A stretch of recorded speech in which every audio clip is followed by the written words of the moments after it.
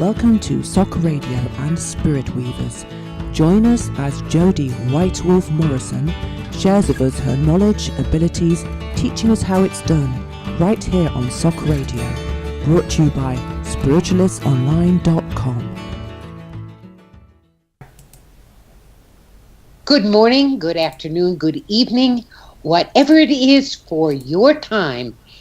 Welcome to Sock Radio. This is Jody Morrison, your host for Spirit Weavers. Now, Spirit Weavers, as you know, is dedicated to introducing you to some pretty amazing people who are living their life using being spirit, being the spirit they are. And I am delighted to share with you today an absolutely amazing woman.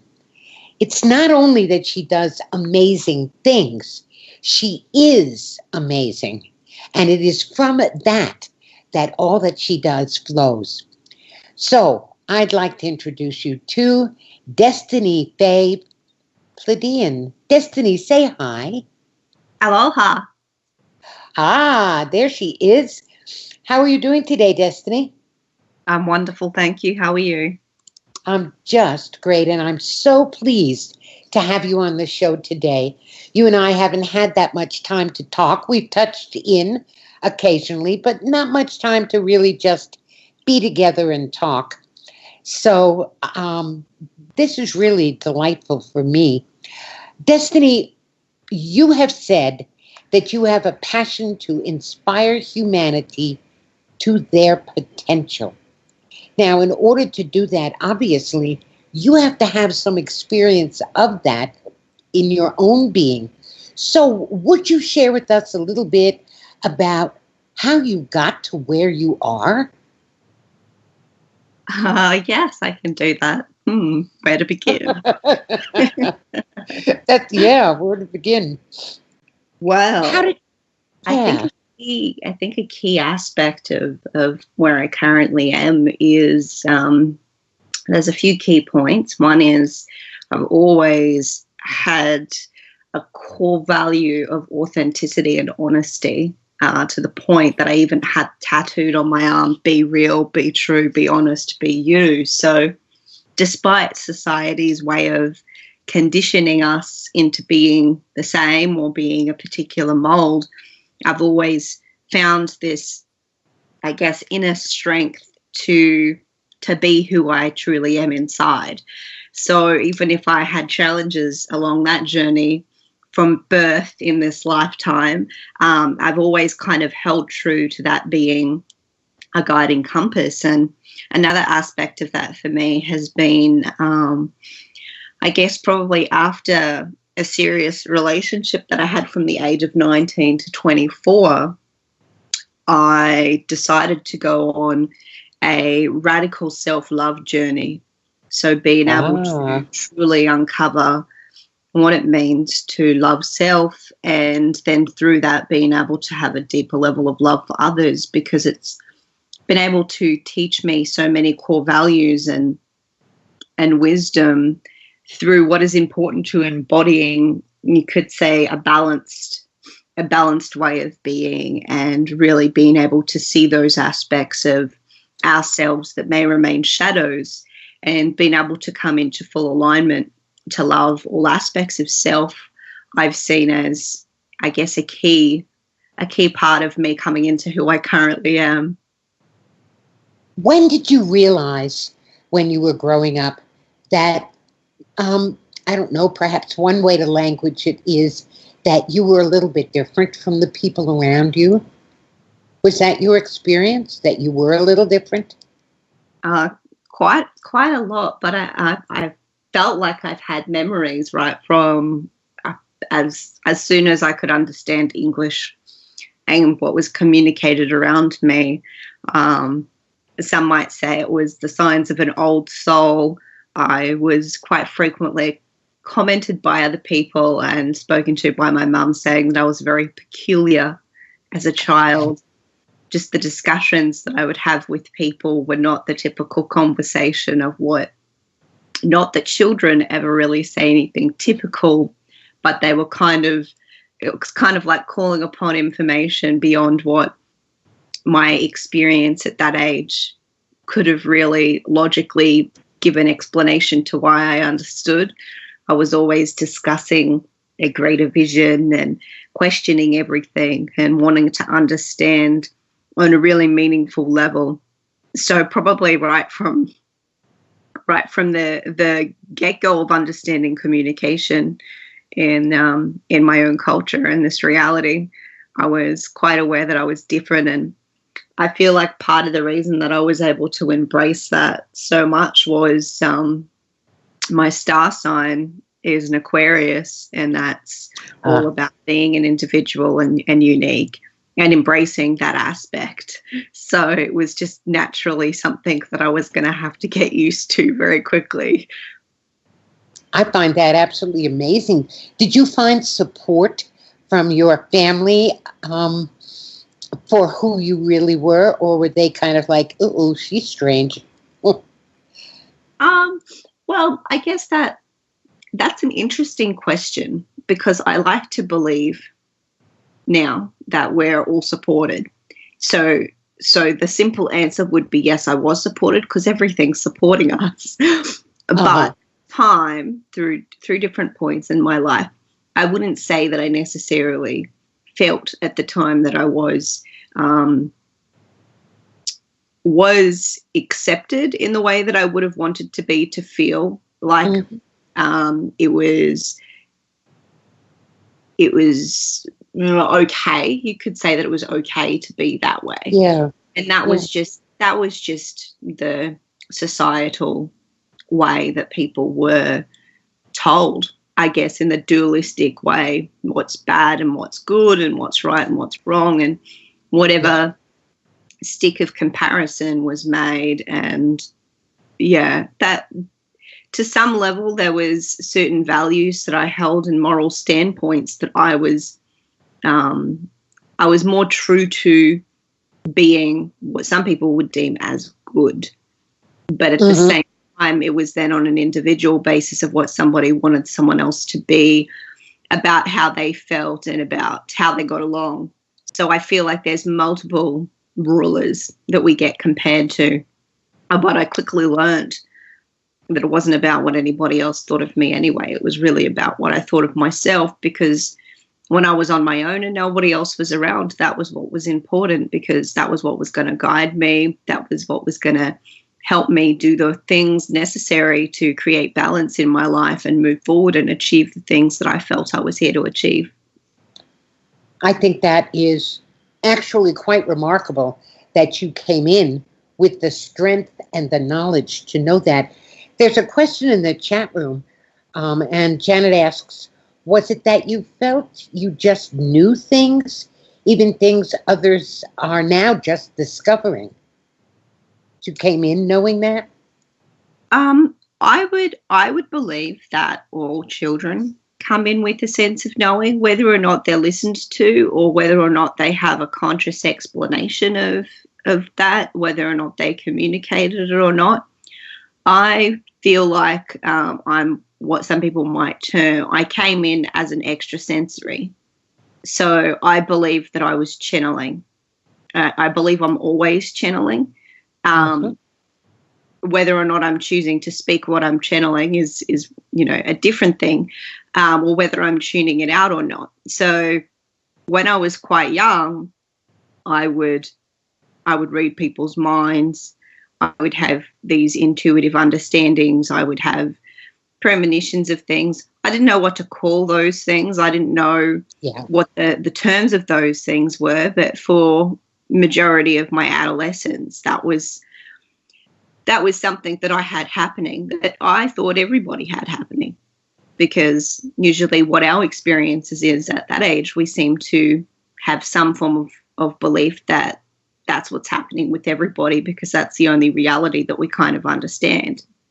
So I had very interesting dreams, and that was another thing that I would curiously talk to other people about my experiences with dreams, and sometimes they were similar and sometimes there was completely different things I was doing in my dreams that people said, no, I can't do that. That's not normal.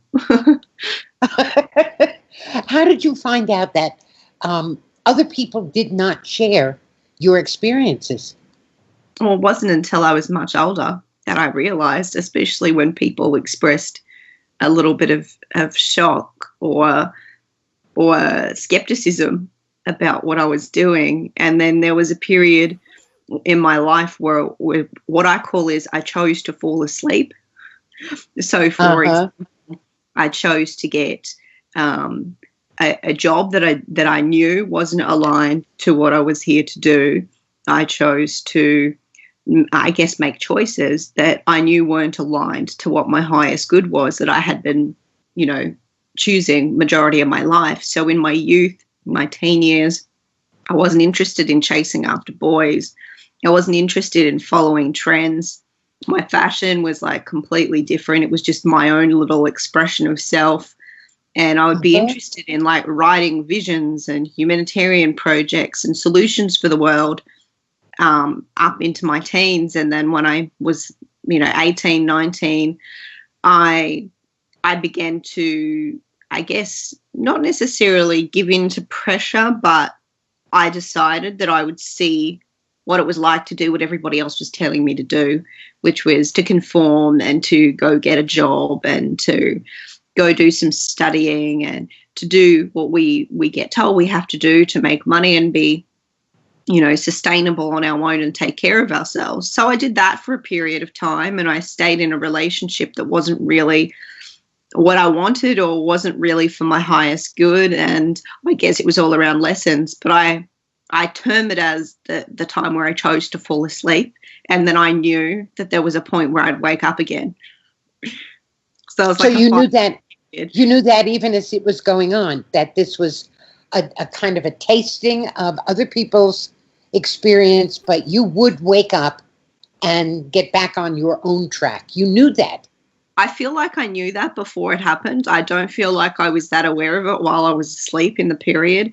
But there is a lot of things that I reflect back on now that I have the way to articulate that I didn't have the way to articulate. I like to refer a lot to some of what Wayne Dyer says in one of Wayne Dyer's books. I think it's called I Can See Clearly Now.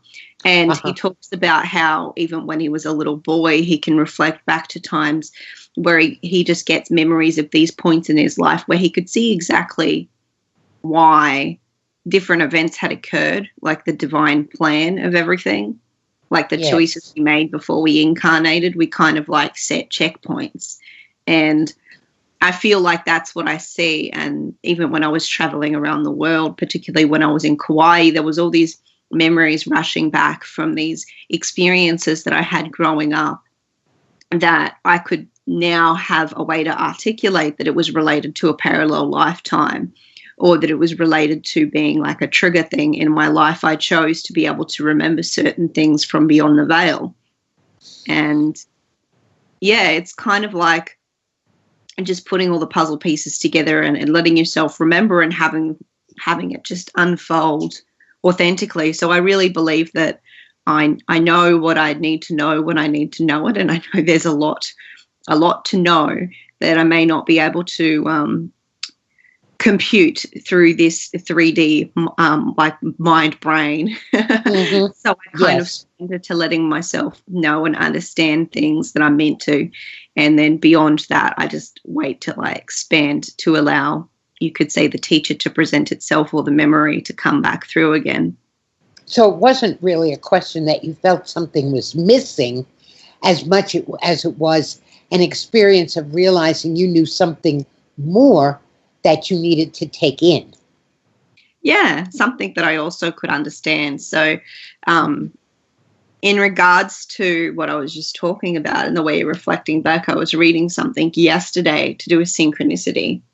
And there's a lot of, obviously, synchronicities happening all the time. And that's like when you begin to notice them, that's the key sign that you're awake to this like divine thread of meaning and purpose and perfection that's throughout everything. And I really believe that that everything is a synchronicity. We're just not completely in awareness of every synchronicity that's occurring. What I find so wonderful about your experience, Destiny, is that what most people seem to do is they have those awarenesses, as you've said, but they allow societal experiences, I guess you'd say, family, friends, school, whatever, to become more important to live with than their own intuitive understandings. And you came in with the strength to not do that. Yeah, I feel like that must have been part of the set intention. There is a few different awarenesses that I have around why, and part of why I was able to remain in awareness of my purpose, and why I was so committed to understanding and embodying my purpose for being here. And it was something that it was always very important to me. It was a priority to live a meaningful life and make a legacy. And then I began to explore that. And that's, the path of understanding self, and being able to really understand self. You start to understand what your true self is, and you and your connection to spirit and God, and what that truly means, and that you have that aspect within you deeply. So I feel like that was something that I was both fortunate but would have selected before I incarnated. I've had many recalls of parallel lifetimes, and most have been from quite ancient times. So I've been around the block quite a few times in the way of reincarnation. So you could say if I didn't kind of figure it out by now, then I wasn't doing a lot of inner work in my past lifetimes.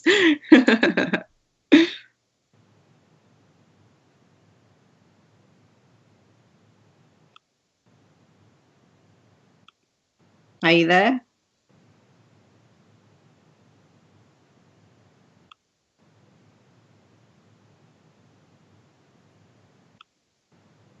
Okay, can you hear me? Yes.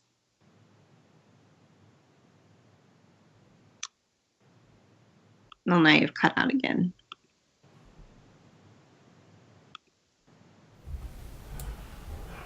There we go. Maybe, Destiny, do you want to keep talking, and I'll try and get Jody back? Okay, you're right. Are you here? Wait, yeah, I'm here. Can you hear me now? Yeah. Yep. We kind of I lost my connection there for a second, but I got it back. Yay! All right. Must be the power of what we're talking about that did that for us. Destiny, you used a word to describe yourself that I thought was really interesting. You said that you were a heart-centered soulpreneur instead of an entrepreneur. How did you come up with that? That is gorgeous. Well, I am not going to take the credit for that one, because I didn't create that word. I'm going to give thanks to the number of other quoted soulpreneurs that I know in the world. I feel like part of my journey has been getting to really learn to associate and surround myself with like people, which is how I came in contact with you beautiful souls. And I have quite a lot of friends who are much older than me, who are in the spiritual conscious community, and being surrounded by people who are all about representing like a heightened vibration. So it's not just about being, in the masses of, which is what entrepreneurialism is becoming, which is very good, but it's about coming from a higher vibration of soul.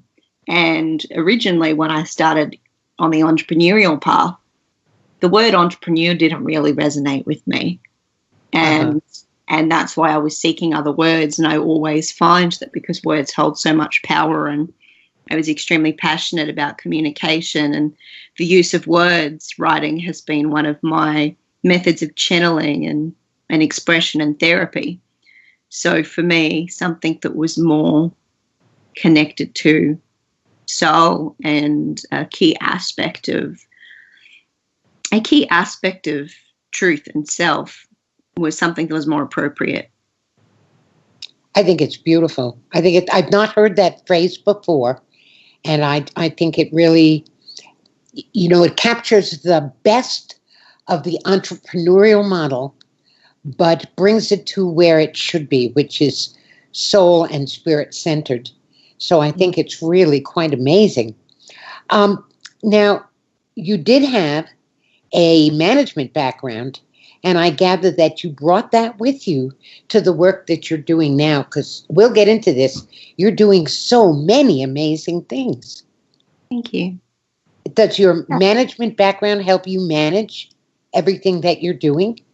Well, I think that was just some of my training wheels. I feel like we select different things to happen in our lives and different opportunities. But for me, that wasn't necessarily my goal, but I've always been very ambitious because I've always wanted to expand and to be able to continually grow what my potential is. And I'd come through doing makeup, and it was an interesting experience because in my youth, almost like a premonition, I wanted to work at the particular company that I was training and became a manager at. And they were very, very well known being quite an alternative conscious business. It was a very good model, and an owner of the original business was an activist. And right from my youth, I always had this positive feeling about this particular shop and business, and I'd completely forgotten about it. And it was through a series of synchronicities that I had landed that job. I was working at one company that completely didn't resonate, and very minimally being able to use my studies in makeup, which was my outlet for artistic expression, and being able to help people with self-esteem and to be able to get them to connect to their own creativity and self-expression rather than this desire to look like other people or to feel like they were imperfect, just to be able to create and play. And then through the particular job that I wasn't feeling aligned to, was at a location where there was an opening to work at this other business. Synchronistically, I'm actually currently staying right near where that was. So it's like the closest shopping centre to where I now am. And I was apparently exactly what they were looking for, but I was seeking full-time work because I was living alone and I had a lot of ambitions and a lot of bills. I had a debt that I was paying off for a car. So I quickly got promoted from the casual position I applied for to a full-time position, and it was in one of the keystone or one of the major money-making stores in the country. So I was there and I was available and I was present and I seemed to be what they were looking for. So quite quickly I got promoted through my ambition and my dedication, and I guess just my own zest and commitment. I can be quite what people say is a workaholic, but I like to use the word play rather than work nowadays because there's less resistance. So I would enjoy being committed to doing things well. I wouldn't be able to do things half-assed. Every time I would say I would do things, I would do it to the best of my ability and grow that ability. So that resulted in me being trained. And then in a very short period of time from starting working from the business, I had started to be trained through their program for management, which is actually created from a coach. One of the coaches was in their personal development area, and she was actually quite intuitive before I had even completely reawoken to these aspects of self. So she was a beautiful mirror to share that with me. And it was a beautiful company to be able to learn. They were very big on personal development. So it wasn't just about being a manager. I was in charge of setting up the different people who are working the day through a particular process that kind of used the parts of their brain to be able to activate and work on their own personal development and help to unlock their potential. And I guess that was where I became even more passionate with doing that, because I was learning key aspects of both business on a new level, because I had studied business through my makeup course and had had my own business on the side doing makeup. And then through that, I was able to use it on a really team-based level, where I was being the leader on one hand, and then I was being the support person to help activate the potential in people. On the other hand, help to train people. And that was just a taste of me feeling confident in what it was I was actually here to do.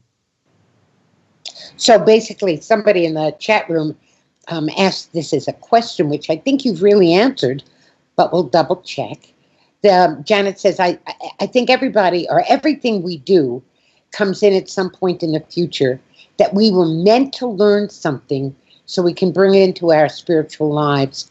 And she wonders if you feel like that too. And of course that includes life experience. And it sounds like, yeah, you do. Yeah, I definitely feel that is true, especially when we're allowing ourselves to surrender to the opportunities that present themselves, because usually, even before we know what synchronicity is, they're synchronistic. They, like many people will say, it just showed up at the perfect time. Well, of course it shows up at the perfect time, because you're there, you're there ready, you're prepared to be able to receive. It's like the teacher showing up when the student is ready. Yeah.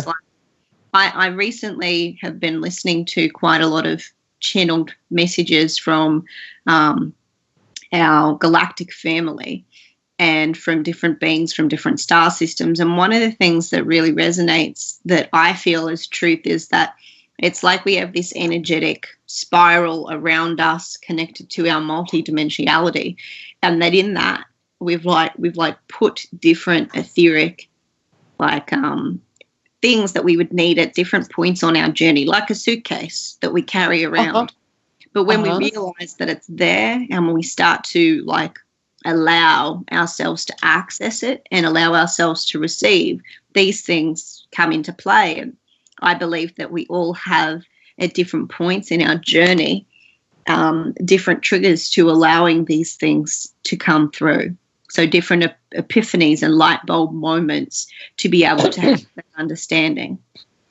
So instead, to use your analogy of the suitcase, it's not that you open the suitcase and rummage through to find what you should be wearing that day. It's more like the suitcase pops open and the exact right thing pops out of the suitcase at the exact right moment. Yeah. I believe so. And I believe, especially when we're tuning into the co-creative ability and the connection to spirit and God and the universe, that we naturally are. It's like removing aspects of the veil to what we really are. It's like if we really sit and ponder and allow the experiences to show that we really are a fractal of God. We're really a fractal of spirit. That in our actual soul essence, not just in the illusion of the body and the vessel that we're in, we really are. And when we I've moved through some mental limitations at times around the belief that that's really possible in our individuality at the same time, you begin to experience and see the truth and the simplicity in that, because it takes away the confusion or the resistance to the magic and the synchronicity, because when you can really feel that, you go, oh, well, if we're all, completely connected and an aspect of God, and we have all of these ideas of what God is capable of, and some of which we see every day in nature, and all of the mysteries and wonderful things that occur, particularly when we're feeling good, then it's only natural to think what is possible in this capacity.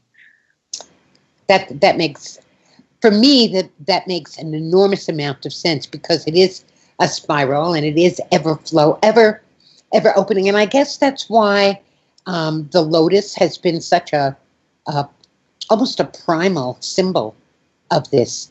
It's the more it unfolds, the more we know, the more we know this. When more we sense there is to know, the more we open, the more we take in, and it. I guess it's that trust factor of knowing that your own unfolding brings wisdom that is more important for the individual than wisdom from any other source. Mm. Does that make sense?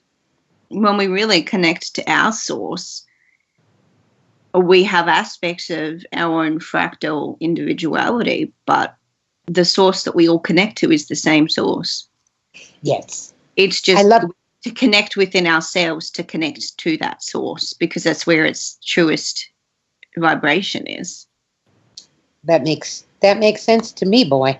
I want to suggest that we're right on having a break.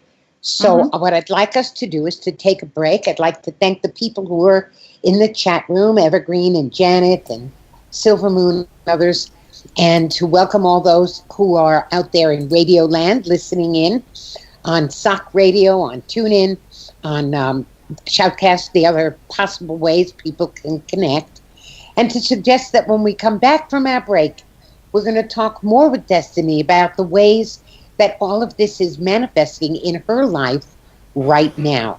So, see you on the other side. We are taking a break for messages from our sponsors. Don't go anywhere. Jody Whitewolf Morrison will be right back with more from Spirit Weavers. SOC Radio aims to provide a wide range of hosts, shows, views and opinions while endeavouring to maintain our three vital principles of openness, honesty and integrity, covering all aspects of spiritualism, mediumship, healing, personal and spiritual development for all faiths, religions and walks of life as a way of life. As part of our spiritualistonline.com, Spiritualist Online Network and Lyceum, SOC Radio brings you the latest and honest news, views and names in the spiritual field. Check us out and tune in to SOC Radio on spiritualistonline.com. Join in the SOC Radio chat room on the website.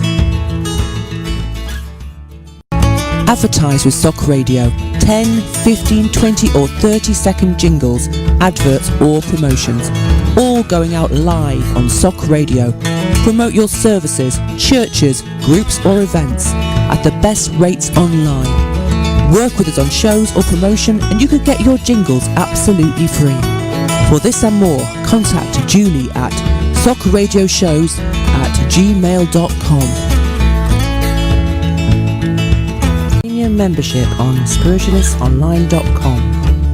Join our teaching lyceum, classes and courses to certificate and diploma levels. It's an option, not an obligation. Still only £30 per year for unlimited seminars, guest sessions, members' moments, voice members included on radio chats and TV shows, full certificate courses and qualifications, members' promotions of sites, books and services, discounts on SOC services, one-on-one teaching, private classes, members-only Facebook. Upgrade your membership today. Joint family group options. See spiritualistonline.com. Join us on SOC Radio. Host your own online radio show. We welcome inquiries and ideas for your own show live right here on SOC Radio. Share your knowledge, thoughts and abilities. Bring your ideas to life with us here on SOC Radio and spiritualistonline.com. Or join any of our shows as a special guest, speaker or presenter. Check out the liveliest spiritual chat show, the Spiritualist Open Circle Panel Forum, a monthly discussion show, or the Circle of Mediums, a weekly show sharing spirit messages and teaching all aspects of mediumship and psychic abilities. Or join our Christina on the monthly astrology show. Contact us now at socradioshows@gmail.com.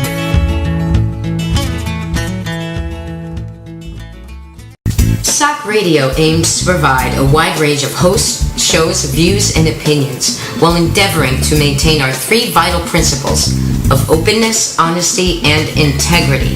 The views of hosts may not be those of SOC Radio, Spiritualist Online Network, and Lyceum, or its associated sites and staff. We stipulate our three principles are paramount, and as such welcome any comments, suggestions, and complaints to assist us in upholding them. SOC Radio welcomes you back to Spirit Weavers with Jody Whitewolf Morrison. Go. Welcome back, everybody. Destiny mentioned in the last half hour synchronicities, and this is just a tiny little example of this. I had mentioned something about Lotus and Destiny informed me during the break that she has a poem that is about Lotus that she is willing to read and share with us. So I'd like to invite you, Destiny, to do that. Thank you. Yeah, so I resonated a lot with the Lotus, and I met a beautiful soul on my journeys named Lotus, and it was her birthday. While I was spending time with her, and I channeled a poem called Sacred Lotus Gem. So I'll read that to you. Powerful, sparkly and strong, a noble and delicate shine. Sight feels honour, the path of growth, to triumphant all challenge. A wisdom of nature's love, the path, sanctuary, a vision held, a piece of wholeness. Creation burning bright, trail blaze, a space of greatness, slowly growing, sharing the divine, the sacred lotus, teaches strength, perfection growing, gentle petals, scent of pure, euphoric joy, smile of loving known.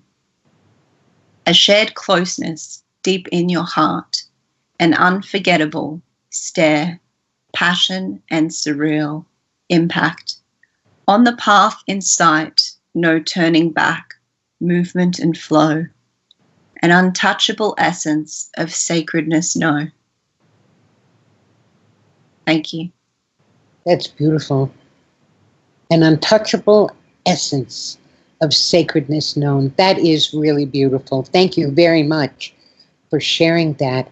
And I think you can see from the beauty and the depth of that poem that Destiny has been bringing into her world from her own sacred essences just an amazing energy. Destiny, would you share a few of the things that you've been doing where you have offered your skills and your knowledge and your ability and your knowingness to bring something fresh into the world? One of the most recent projects, which was channeled through while I was traveling around the United States, when I was in Mexico, actually, when I was temporarily out of the United States before I went to Hawaii, is the New Earth, New You Now Foundation. And key aspect of the New Earth, New You Now Foundation is a series of summits. And the key goal of the New Earth, New You Now Foundation is to have real earth solutions shared through online summits and workshops, through unity festivals. There is one that I'm going to be launching off in Australia through the Inspire Unity movement, which is a much older project that I've been working on from a vision about 3 years ago. This is also the New Earth, New You Now Foundation has a global change gatherings that is called The Great Gathering, and it's really focused around visionaries and humanitarians coming together to network and celebrate, but to also have a very grounded way of being able to move forward with their projects in collaboration. It's in support of and connection with different eco communities and intentional communities to be able to have spaces for retreats and to collaborate with other businesses and models doing retreats focused on sustainability, global sovereignty, and having at its core radical love and compassion. One of the things that's going to be happening with this soon is the Synchronicity and Magic Summit that we have coming up in about a week's time. And you can search that on Facebook, or you can look up New Earth, New You Now, and it's also on the website, newearthnewyounow.org. Which brings me to ask you, how can people reach you, Destiny? Do you have a website, Facebook? What's the best ways for people to connect with you? The best ways for them to connect with me, and all the different things I'm doing, is there's a Facebook page. At the time, there was a website, but it's in an overhaul at the moment. So my Facebook page is Destiny Fae, but I think the Facebook URL actually says Fae of Destiny, like fairy destiny. So if they look up facebook.com/Fae of Destiny, they can find me there, or they could probably type in Destiny Fae Pleiadian, and find me on Facebook. Alternatively, my email is inspiredestiny444@gmail.com if they want to email me. Great. If they want to be in touch with any of the things that I mentioned. That sounds perfect. Say a little bit more. Are these summits and gatherings that you're creating, are they more online, or are they in physical form? How can people participate? That's a great question. They're both. So the current summits are online. So at this stage, they stream live to Facebook. They're free. And there's been a series. The Magic and Synchronicity Summit is the third one in a series of online summits focusing on real Earth solutions and getting the best information to the public and the best people that are leaders in the field.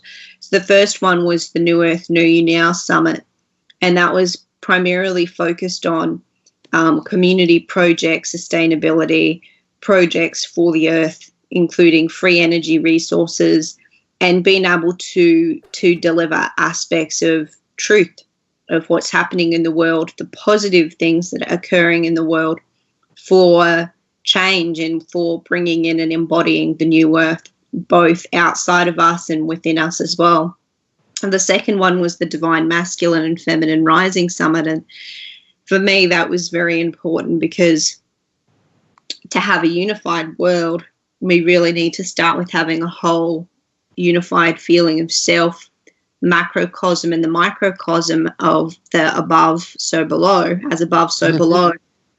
So being able to have speakers, there was both couples and singles that were discussing different aspects from sacred unions and twin flames and sacred sexuality, and different tools and different information and truths to be able to help for people to connect to their own unique inner divinity in both the masculine and the feminine, and to be able to have some tools for healing and integration with that. There is also some physical events. So there will be an event happening in Australia at the end of the year, the Inspire Unity Festival, and there will be a series of global change gatherings that are the Great Gatherings. So if people get in touch with me curious, we are looking for more hosts to be able to have a great gathering in their location, and having different visionaries and humanitarians come along using different collaboration prototypes. So sharing. So we've had a few conference calls that were online versions of these great gatherings, just to get all of the testing done of what's the best way, because it can be so wonderful to collaborate, but at the same time, the focus is around being progressive and being innovative, and not just coming together and speaking about all these beautiful things, which is still important, but actually taking those action steps together. And there has been different points that have created challenges where people have been concerned about ego or rights or wanting to have their own connection to spirit, that they have channeled their vision as the prime vision. And even in some of the small groups and bigger groups that I'm in now, this can still be a challenge where some people believe that their vision is the complete vision. And I feel like it's an important thing for us to realize we all have our own infinite purpose, and we all have these great visions, especially now that we're waking up to it. And one is no more important than the other. They're all, for me, I see them as golden puzzle pieces that are coming together. So we need to come together and collaborate, and to be able to integrate and connect harmoniously for us to get the greater picture and to have the puzzle complete. Wow. Somebody just asked if you would repeat your email address. Sure. So it's Inspire, INSPIRE, Destiny, DESTINY, and then the number 4 repeated 3 times. So 444 @gmail.com. Perfect. Thank you. Destiny, how in the world do you stay on top of all the various things you're doing? Well, to distill the essence of what I would say, I've incorporated a few different processes into my daily consistent life. And I feel like when it comes to creating balance, that's what the essential thing is. I like the term we only have now. So being present and cultivating different practices for presence has been really important to create sustainability, to create integration. So grounding is one of those processes. So making sure that I'm having good, healthy fruit and vegetables, having water, meditating to keep a center and a state of peace. Yoga is a practice that I really love. Being able to connect to my inner child so that I can tap into that energy, that wellspring of energy and new ideas and inspiration. Being able to give gratitude.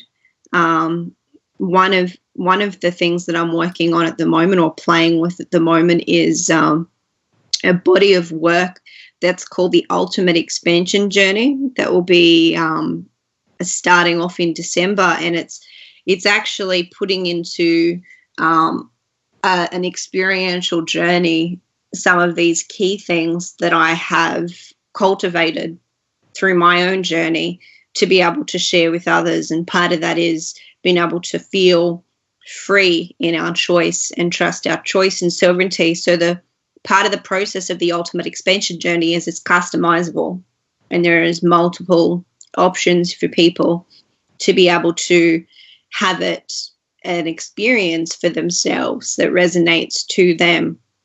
And gratitude's a key component of that. Radical self-love is a key component of that. I feel like when it comes to knowing thyself and having love, authentic, unconditional love of self and the relationship that you hold with self, I feel like everything stems from that and gratitude. And I feel like they've been my anchors. Those have been the key things that have been able to anchor me into holding on to this level of passion, also riding the waves. You know, there is always the ups and the downs. It's by no means always, happy sunshine and rainbows, although I'm a very optimistic personality. There are times when I do feel the depths of despair that can be out there in the world. I'm highly empathic, and I do feel the enormity of some of the pain and suffering that is out there in the world. And Yes. For me, poetry, like I shared, is actually one of my forms of therapy, being Lovely. that I'm a cusp Pisces. So I tend to, they say that not only being a water element, it's connected to emotions, but I have read that Pisces tend to feel things much deeper than some of the other signs, even some of the water signs. So there are times in the ups and down cycles when I do feel completely, in a state of some more heavy emotions, and being able to bring myself back to the anchor of self-love and expansion and unconditional love, and use those experiences as a learning, as an understanding more of myself and of this reality, and to be able to find wisdom. I say that in every challenge there is always gems and wisdom that you can hold and you can find, and I usually just be patient with myself and allow myself to move through the wave and to find the wisdom. And writing has been something that personally has been a therapy for me and a very great healer for me as I go through the ups and downs of life. So I suggest finding what that is for you. Dancing is another thing. I feel like any form of creative expression or self-expression is a wonderful healer and a wonderful therapy. So connecting to what it is that you find the greatest form of healing and relief, and courage and flexibility in moving through the ups and downs in life. I feel that that's something that's integral for being able to remain balanced and feeling a sense of equilibrium when everything seems to be like falling out from underneath you. And I know we've been going through some huge energies recently that have been quite intense, that having these tools have been, really important and imperative for me. It was a huge change coming back to Australia after being in Kauai. So I went through quite a lot of integrations that I was really able to call upon all of these different tools that I have found through both seeking and through experiencing their benefits. Destiny, that brings up my last big question for you, and that is, if you had to distill the wisdom that you have, what would be your most recommended spiritual advice? Most recommended would be. You there? Yeah, I'm feeling into a more practical aspect of wisdom that's utilizable by other people, but it would be surrounded by the know thyself, because I feel like in knowing thyself. So a practical tool would be making the commitment to know thyself with unconditional love, because that's what the Creator does. Spirit and God really has that level of unconditional love to observe and allow and to support unconditionally in the free will that we hold. So to be able to have that same relationship to self, and beginning wherever that starts for you. But that opens many doors, and some of them are challenging doors because there is aspects of self that we're conditioned to not like. And as we dislike these aspects of self, we keep them in the shadow. We lock them in a cupboard, we push them into the shadows, we say they're not acceptable, and we can't integrate them, and we can't understand them, and we can't liberate ourselves from them unconsciously while we're pushing them in the shadows. So to have that understanding of self and radical self-love helps whatever phase you might be in with that, making the choice, always using your divine will to make the choice to know and understand the self. Because for me, that is one of the most important things, because when things do get shaken up in life And when there is some extreme circumstances outside in the world with cataclysms and natural disasters and chaos and upheaval, if you are connected to self and your God essence, and you are, unconditionally loving that, you're solid in your knowing and your experience and the wisdom that you hold. Nothing anybody says or does can shake that. You're empowered. And I feel like even if you're going through some immense turmoil or challenge or illness in yourself, when you have that connection and you consistently make that choice each day to connect to that part of you with love, then you always have the strength and the empowerment to move through whatever challenge you may face on your journey. You used a phrase that really resonated for me. You said, as above, so below. And what I'm hearing you describing is a much deeper perception of that than perhaps most of us have thought about before. The fact that we can love ourselves the way God loves us, as above, so below. And I think that's enormously powerful. Yeah, it's a very powerful experience. And I feel like, for me, my seeking is always for experience, because that's where the wisdom comes from. I know that there are a lot of philosophers and sages that I have looked up to on my journey, and I have read from their wisdom and read from their experience into finding this wisdom. And that seems to be a common thread, where if you have any great teacher, they won't necessarily tell you how to do something. They'll guide you to a particular process for you to have your own experience and transformation. And yes, something that I often share with people who come to me for support or have questions around helping be a catalyst for other people's potential. I don't any longer call myself, a healer, and I don't often call myself a coach, even though these are tools that I can use in particular categories. But for me, the main goal is to be able to help in the facilitation of other people being able to activate and utilize their potential. And the potential is always going to be growing and expanding. And I believe that this key principle in this wisdom of these sages and these masters and teachers is that it's about being there in support and to being a catalyst for other people to have a curiosity to explore and discover themselves and their capabilities.